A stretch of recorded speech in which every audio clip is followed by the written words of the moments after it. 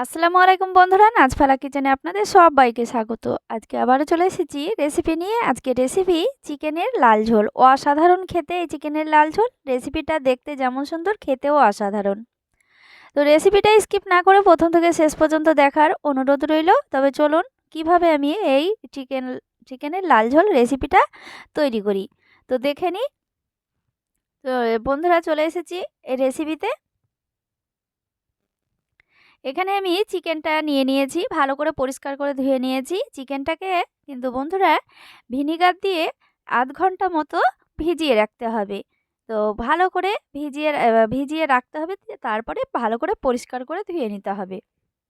তো ভিনিগারটা দিলে পরে আষ্টে যে গন্ধ থাকে সে গন্ধটা একেবারে থাকবে না। যে চিকেন খায় না সেও চিকেনটা খাবে, মানে একেবারে গন্ধ কোনো রকমের থাকবে না। এরপরে আমি স্বাদ মতো লবণ দিয়ে দিলাম, আর লঙ্কার গুঁড়ো আর হলুদ গুঁড়ো এইভাবে মেখে নিতে হবে। সবগুলো দিয়ে মেখে নিয়ে এটাকে আবারও আমি 5 মিনিট ঢাকা দিয়ে রেখে দেব। আর ভিনেগারটা না থাকলে আপনারা লেবুটা দিয়ে রেখে দেবেন। তো বন্ধুরা, এখানে আমি 5 মিনিট পর ঢাকনা তুলে এই যে দেখতেই পাচ্ছেন খুব সুন্দর করে সব কিছু মশলাটা লেগে গিয়েছে। হলুদ, লঙ্কা, লবণ খুব ভালো করে 5 মিনিট পর। তো এখানে আমি কড়াইয়ে সরিষার তেল দিয়ে দিয়েছি। সরিষার তেলটা দিয়ে আমি ভেজে নিচ্ছি। আপনারা চাইলে সাদা তেল দিয়েও ভেজে নিতে পারেন। একেবারে সুন্দরভাবে ভেজে নেব। এই যে দেখতেই পাচ্ছেন এইভাবে ভেজে নিতে হবে লাল লাল করে।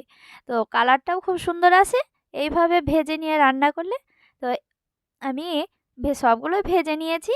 আর আমি ভেজে রাখা কিছুটা তেল ছিল, সেই তেলটার ওপরেও আমি আবারও অল্প পরিমাণে আমি সরিষার তেল দিয়ে দিচ্ছি। দিয়ে পরিমাণ মতো তেল দিয়ে আমি এখানে দিয়ে দিচ্ছি গরম মশলা গোটা, আর দিয়ে দিচ্ছি পেঁয়াজ কুচি। পেঁয়াজটা একটু বেশি নেব, গ্রেভিটা ঘন হবে। তো পেঁয়াজটাকে আমি নাড়াচাড়া করে নিচ্ছি, পেঁয়াজটা আমি ভেজে নেব। পেঁয়াজটাকে একেবারে লাল লাল করে ভেজে নেওয়া যাবে না। তো বন্ধুরা, আমি কিভাবে ভেজে নিচ্ছি সেইভাবে আপনারা ভেজে নেবেন। তো দেখুন এইভাবে কালারটা চলে এসেছে পেঁয়াজের। তো এরপরে আমি দেব আদা রসুন বাটা। আদা রসুন বাটা আমি বড় চামচে 2 চামচ দিচ্ছি, তার মানে ছোট চামচে 4 চামচ হচ্ছে। তো আর দিয়ে দিচ্ছি স্বাদ মতো লবণ, আর দেব হলুদের গুঁড়ো। প্রথমে হলুদের গুঁড়ো আর লবণটা দিলে আদা রসুন বাটা ছিটকাবে না। তো ছিটকালে পুড়ে যাওয়ার সম্ভাবনা থাকে। তো বন্ধুরা দেখুন এইভাবে আমি নাড়াচাড়া করে নেওয়ার পর এবার দিয়ে দেব একটা টমেটো।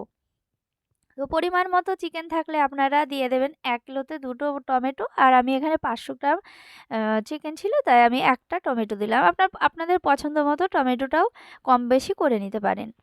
এরপরে আমি দিয়ে দেবো লঙ্কার গুঁড়ো, আর দিয়ে দেবো ধনে গুঁড়ো। এখানে আমি দিয়ে দিচ্ছি অল্প করে জল, দিয়ে খুব সুন্দর করে মশলাটাকে কষে নেব। আর মশলাটাকে খুব ভালো করে কষে নেব, আর টমেটোটাও খুব সুন্দরভাবে গলে যাবে। তো দেখতেই পাচ্ছেন মশলাটাকে খুব ভালো করে কষে নিচ্ছি অল্প অল্প করে জল দিয়ে। তো দেখুন আমি মশলা থেকে খুব সুন্দরভাবে তেলটা ছেড়ে গিয়েছে, এই যে দেখতেই পাচ্ছেন। আর মশলাটাও দেখুন কালারটা কতটা সুন্দর এসেছে। মশলাটা খুব ভালোভাবে ভুনা হয়ে গিয়েছে, এই যে দেখুন ভুনা হয়ে গিয়েছে। এরপরে আমি ভেজে রাখা চিকেনটা দিয়ে দেব। আর চিকেনটা এইভাবে ভেজে রান্না করলে খেতে অপূর্ব হয়, গন্ধও থাকে না। খুব সুন্দর একটি রেসিপি। এই রেসিপিটা দেখতেই পাচ্ছেন, আর কালারটাও অপূর্ব আসে, স্বাদে গন্ধে অপূর্ব। তো দেখুন এইভাবে আমি চিকেনটাকে দিয়ে দিলাম। এরপরে কড়াইটা ধুয়ে অল্প করে আমি জল দিয়ে দিচ্ছি। চিকেনটা ভেঙেও যাবে না। তো দেখুন কতটা সুন্দর কালার এসেছে। এইভাবে আমি নাড়াচাড়া করে নেব। তো আবারও আমি মশলার সঙ্গে চিকেনটাকে আমি কষে নিচ্ছি।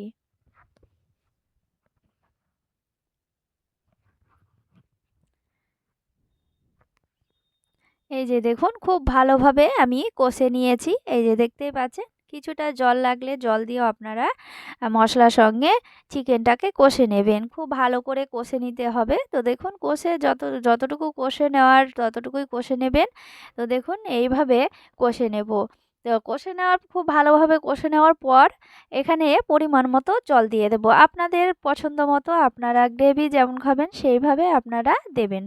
তো দেখুন এইভাবে আমি জলটা দিয়ে দিলাম। পরিমাণ মতো জলটা দিয়ে এই যে দেখতেই পাচ্ছেন খুব সুন্দরভাবে ফুটে উঠেছে। তো এরপরে আমি আবারও দিয়ে দেব ২ টো এলাচ। তো এখানে আমি ২ টো এলাচ দিয়ে দিচ্ছি। আপনারা চাইলে গরম মসলার গুঁড়ো দিয়ে দিতে পারেন। আর দিয়ে দিচ্ছি ধনেপাতা কুচি। আবার এখানে দিয়ে দিতে পারেন মেথি, কেশরি মেথি অল্প পরিমাণে দিয়ে নাড়াচাড়া করে নামিয়ে নিতে পারেন। তো বন্ধুরা দেখুন আমি এখানে দিয়ে দিলাম ধনেপাতা কুচি। বা বাড়িতে যে উপকরণ থাকে সেই উপকরণ দিয়ে আপনাদের সঙ্গে এই রেসিপিটা শেয়ার করলাম।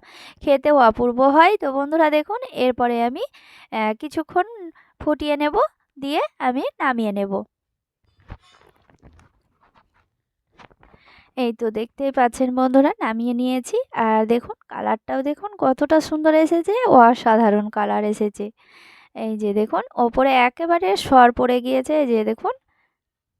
এই যে দেখতেই পাচ্ছেন বন্ধুরা, অসাধারণ হয় খেতে। এভাবে রান্না করবেন, খেতেও অপূর্ব হয়। তো রেসিপিটা ভালো লাগলে অবশ্যই লাইক, কমেন্ট, শেয়ার করবেন আর সাবস্ক্রাইব করে পাশে থাকবেন। তো বন্ধুরা রেসিপিটা কেমন হলো কমেন্টে জানাতে ভুলবেন না। সবাই ভালো থাকেন। ধন্যবাদ।